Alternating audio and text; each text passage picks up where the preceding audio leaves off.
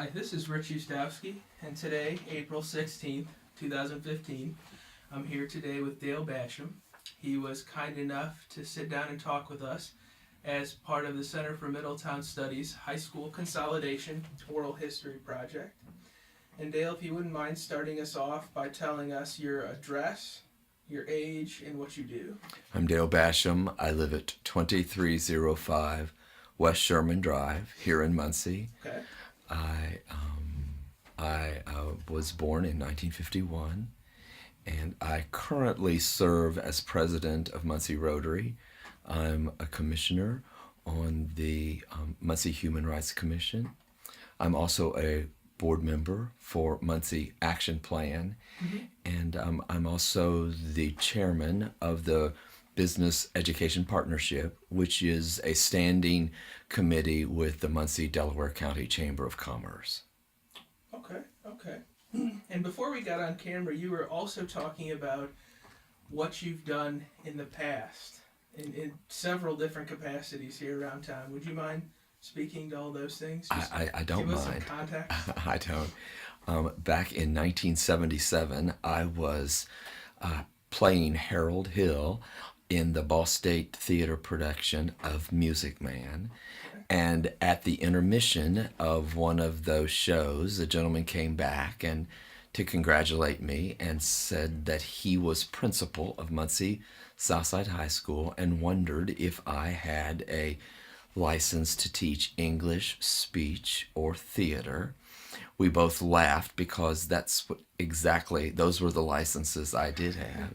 And he said, don't get excited because I just need you for 1 year to fill the vacancy left by a guy who's left for a year's leave of absence.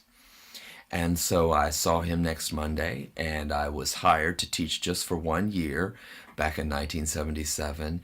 And that guy never returned, and I just never left. So from 77 until 1992, I was the English speech and drama teacher at Southside High School. Oh, okay. I went on to become a guidance counselor there at the school for many other years, and then in 2004, I was hired as the associate principal of Southside High School.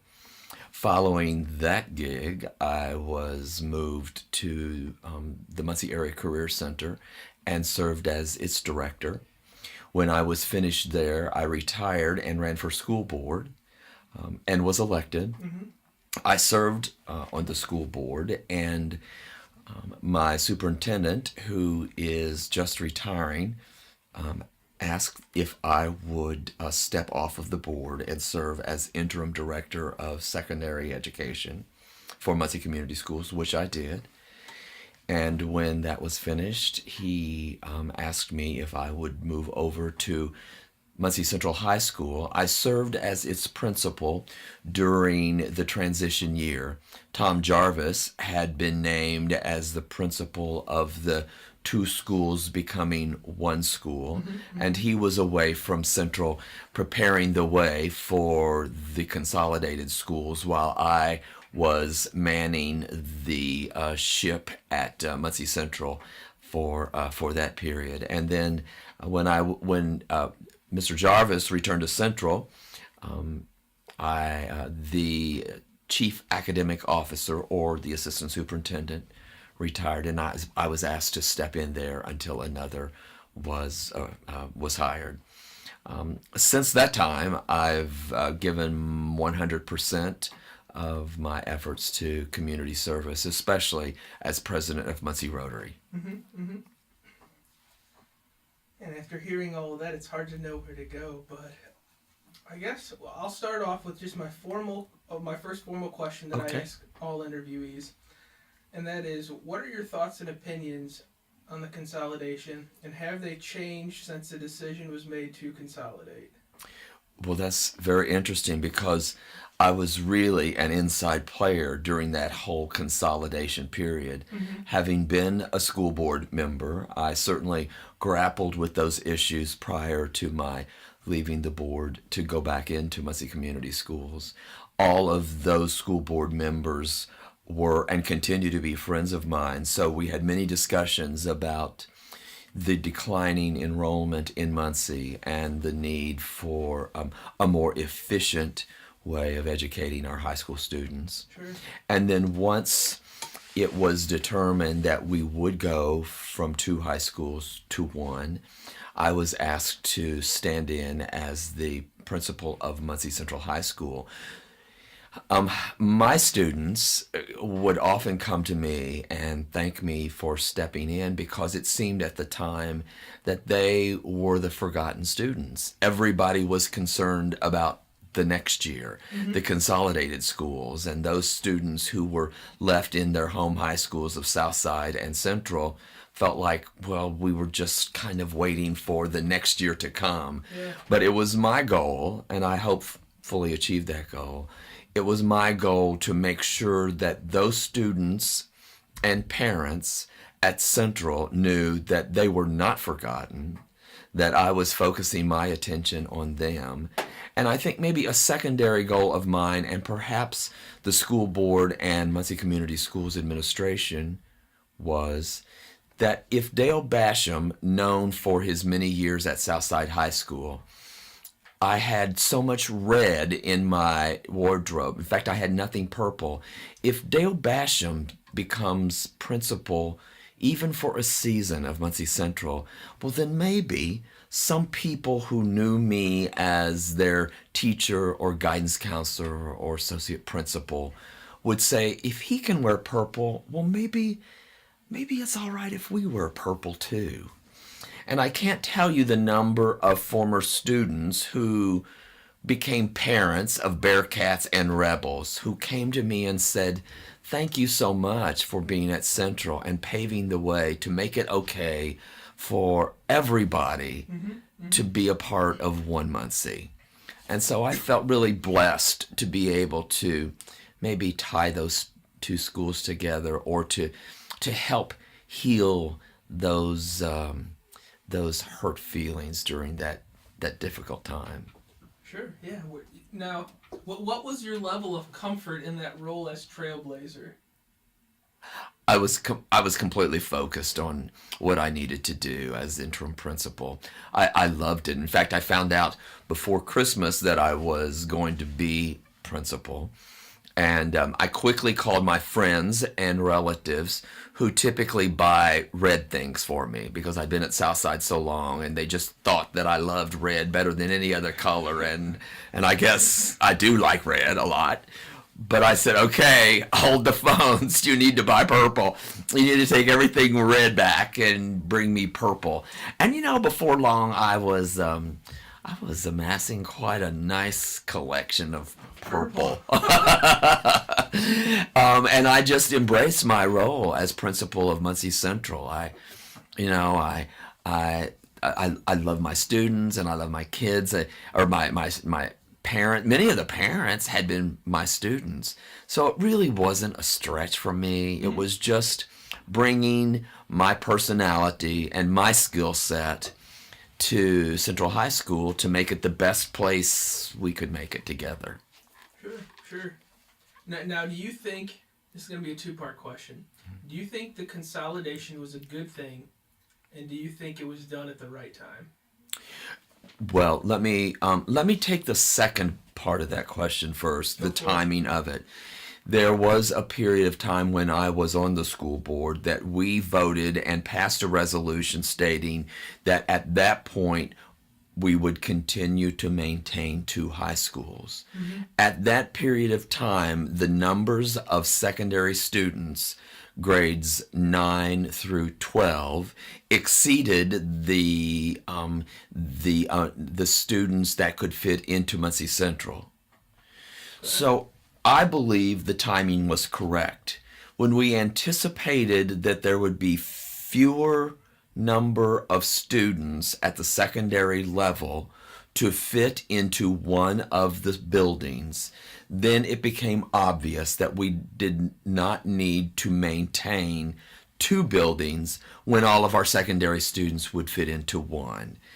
And if you know anything about Indiana's funding process for schools, it was increasingly apparent that we needed to be more efficient with the dollars we were receiving to make Muncie Community Schools work. And it was obvious at that time that we needed to be more efficient. So the timing, I think, was spot on. I guess the question about a good thing or not, I think from my perspective, as a guy who had been at Southside for so many years and was so associated with people from the south side of town, I know there were so many people who self-identified as rebels. And when that self-identification is no longer available, that becomes a tough thing, a tough sell. Yeah. So I know it was difficult. But for me, jumping in to, that Bearcat pool with purple and energy and love for my students, it became okay for me. And so now I understand that even though that Muncie Central is just full, and certainly there are still maybe some bruised feelings from students, maybe teachers, maybe parents, maybe alumni. I really think this first year has proven that that together we are better. And that slogan, One Muncie, that we coined very early in the process, has worked.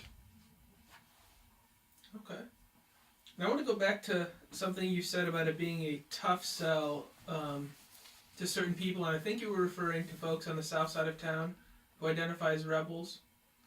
Do you think that the administration sold it to them well? Was it a good pitch? I don't know that I would blame anybody or any group for a good sell or a bad sell. I think there was a sense among many concerned citizens on the south side of town that maybe the decisions had already been made before they opened up the schools to express their opinions. I've definitely heard that from a couple of people we've talked to. Yeah, and so I think maybe some people felt that it was just a charade. Not that it was, but I think there were some people who felt that. And so perhaps those people were very bold in their expression, and there was a give and take and a bit of a struggle. And so people immediately went to their separate camps and began Facebook campaigns and began social media bomb throwing. And so I think there was a lot of healing to be done, and I think that healing has begun. Okay. Now, I'm not sure what your involvement was in the consolidation process in terms of having those voices heard with the town hall meetings and all of that. So would you mind telling us if you had any involvement, what it was? No, I really didn't. That was during a period of time that I was no longer on the school board, and I was not working at Muncie Community Schools either. I felt like, because I was so identified with Southside, that it didn't, and I also understood the points of view from school board members who not only were friends of mine, they were respected colleagues as well. I understood the funding issues. I understood the feelings of those who felt like people were taking their school away from them. I just decided overtly that I was not going to insert myself into that conversation. And so during that period, I watched from afar rather than becoming a player. No, I hear you. It's very understandable. Okay, so I want to transition into talking about North Side, South Side divisions and identity in town, Okay. which I'm sure you're well aware of that they've been around for a very, very, very long time. Yes. And several speakers at the town hall meetings expressed concern about the way students from the two sides of town would get along when they were placed into one consolidated high school. Yes. Why do you think that is that they were so concerned? Whenever you build a rivalry, a town rivalry, which existed when there were 3 high schools, North Side, Central, and South Side, and then 2 schools, you build a rivalry on the football field or the playing court.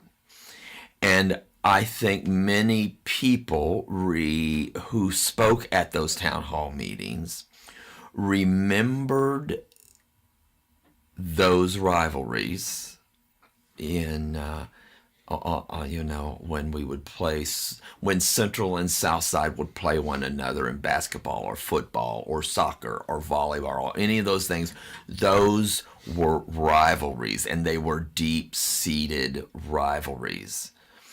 Although all of those people went to church together, Yeah. all of those people played basketball in McCullough Park, all of those people dated each other and went to each other's proms. Mm-hmm. So even though there was a very visible and vocal rivalry on the playing field, I think they used those emotional rivalries to try to convince others who were decision makers that you didn't want to bring everybody together because there were going to be those rivalries would continue and spill over into the classroom or the lunchroom. Yeah.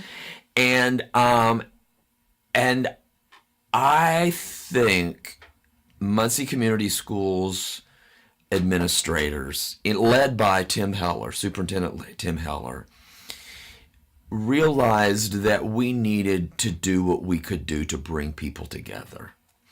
And it was at that time that Mr. Jarvis was asked to step out of the building of Muncie Central and really spend that semester pulling the 2 schools together, bridging those 2 rivalries.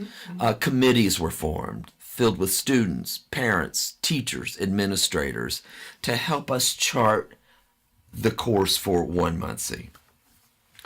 And I think that many have been surprised by the smoothness. I think in part, not just because of what I've talked about, but because our Spirit of Muncie band was so successful that first summer out, they just wowed everybody. Everywhere they went, it became a part of our history, part of our heritage. And for them to win the state fair championship that first year out made such an important step forward for bringing the 2 schools together. Oh, I would agree. I would definitely agree. Have you heard that before too? I have. Yeah. I have, and I believe it myself. Mhm. So, yeah. I want to put that a little differently. I want to put the North Side, South Side split intentions into a historical context with what the Lynns wrote in their original Middletown book, published in the late 1920s. And they provided commentary from folks on the south side of town who said that they weren't comfortable keeping their kids at Central because there was only one high school at that time. They weren't comfortable with keeping their kids in Central because they didn't fit in and they weren't treated very nicely. Do you think any of that apprehension, that fearful sentiment was present on the south side of town before this recent consolidation? Possibly, only fueled by folklore, however. Let's hear about that. What are you saying there? Well, I'm saying that those early studies And those early conversations became a part of our lore. We would read and hear about those divisions, and maybe even bought them. And so we think a certain way because we're supposed to think a certain way? maybe so, but really, if you look back to the 30s through the 40s and 50s and understand the struggle of civil rights, not just between African Americans and Caucasian Americans, but all kinds of civil rights that were exposed during the 60s and beyond. I think there was an us-them mentality, maybe among a number of groups.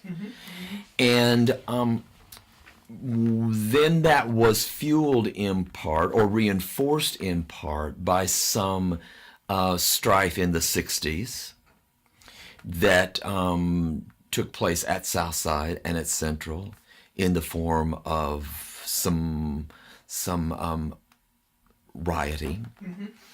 And then I think further reinforced by an addendum to that study in perhaps the late 70s or 80s. There were follow-up studies. Yes. Yeah. And in fact, I was at Southside the year that a documentary series was filmed and broadcast, one of which was known as 16. It was a documentary film that chronicled the lives of several Southside students. They selected some rowdy students who were very vocal and very true to their mascot, the Rebels. Yeah, true. And so that reinforced some old stereotypes and reinforced that rivalry. But honestly, I will tell you that was not the reality of my life and my experience at Southside and with most Southsiders. So that was a product of selective sampling. I believe it was. Okay. I believe it very possibly was. Because, again, I go back to an earlier comment. Southside, Central, and Northside students all attended church together. They dated one another. They were in Boy Scouts and Girl Scouts together. They played basketball at McCullough Park. They played soccer at the soccer fields in Selma. We were one Muncie before we were allowed to express it. Okay, I gotcha. Okay. Switching gears here, going back to identity. What role do you think a high school plays in a community's identity? You know, it's the center of hope. Every community looks to their schools, their teachers, their administrators as the center of hope for their community. I was with the mayor this morning at his State of the City address, and he spoke about our education here in Muncie Community Schools, Ivy Tech, Ball State, as our way to express the very best of who we are and who we want to be. And so I think truly we rally around our mascots, our school songs, our sports teams, our academic teams. We take pride in all of those things. And I think our parents and their parents invested in our schools as their hope for their children to have a better life and make us a better city. So it sounds like you're saying, at least at the beginning of that statement, you were saying that high schools serve as a reflection of the community that they're in. Is that what you were getting at? Um, Maybe. Of course, they are filled with members of the community, Mm-hmm. and hopefully, our passing through those halls of ivy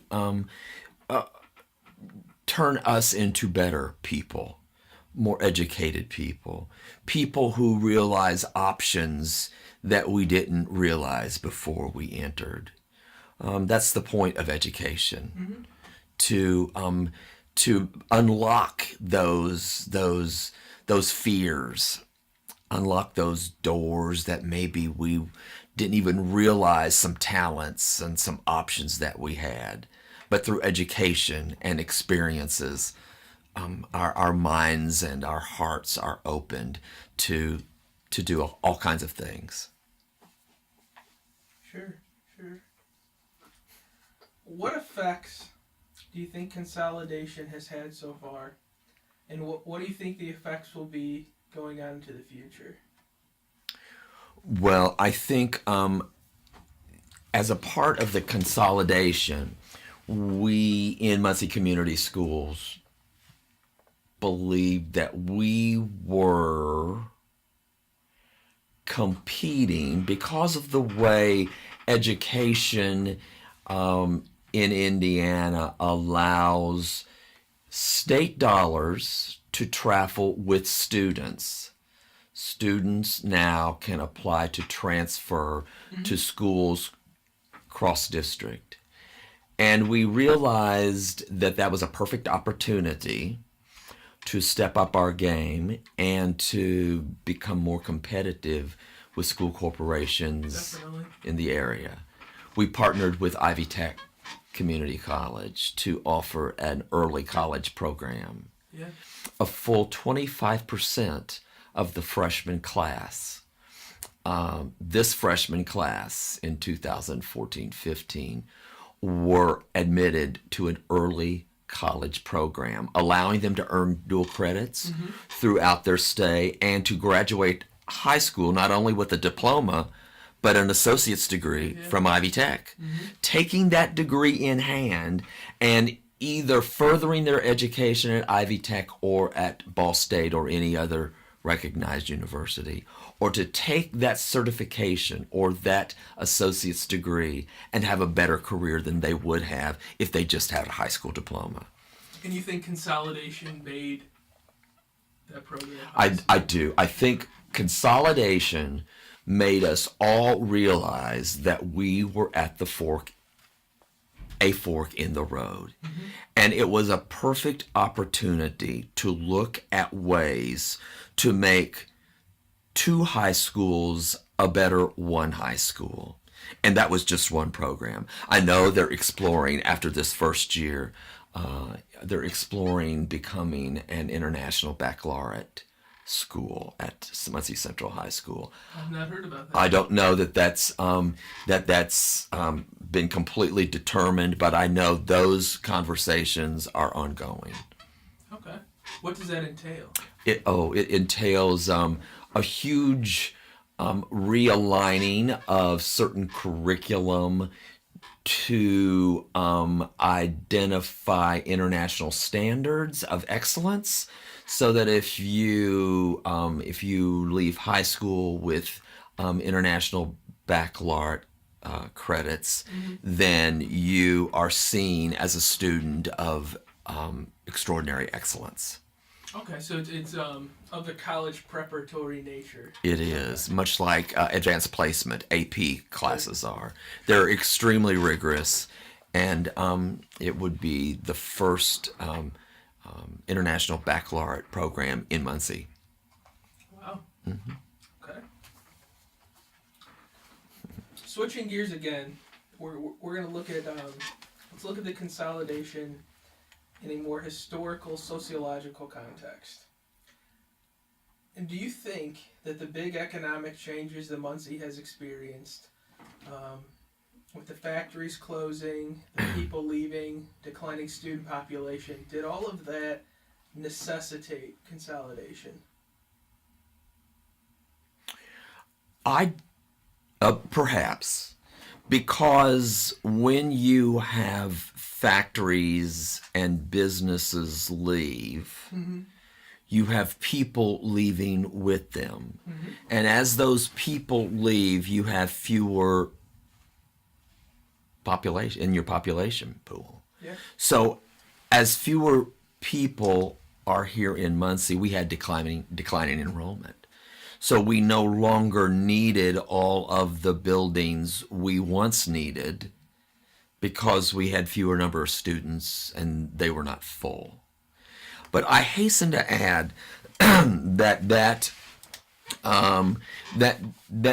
Muncie has addressed those issues in a shockingly successful way. How so? We have, I think, now that we are no longer a manufacturing city, we've had to look at the resources we have and we've had to readjust our thinking. And part of that readjustment has been a renewed alignment with Ball State and Ivy Tech. Our downtown is going through a renaissance. Indeed. In a shocking way if you've lived here for many years. I perhaps neglected to mention in the early part of the footage that I'm also treasurer of the Muncie Downtown Development Partnership. We have aggressively sought to find facade grants for building owners downtown who want to tear away those facades that were erected in the 70s and 80s to modernize those beautiful old historic facades. Those facades, those 70s and 80s facades are coming down to reveal beautifully historic buildings. As that is happening, people are more interested in buying downtown, in locating their businesses downtown, in living downtown. There's a rejuvenation of who we were, not based on a manufacturing base, but based on a new artistic and education direction with our partnership with Ball State and Ivy Tech. Well, I've only been here in Muncie for about 5 years, and I could say that just in that 5 years, I've noticed us going down that path.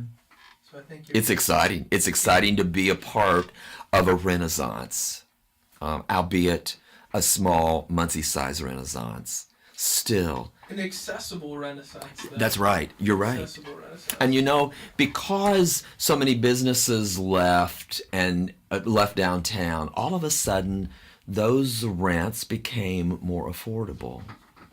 I can remember walking downtown with another friend, and we spotted a good buddy of ours, Kent Schuff, next door to the old Ballard hardware store, and he was painting the walls of this building burgundy.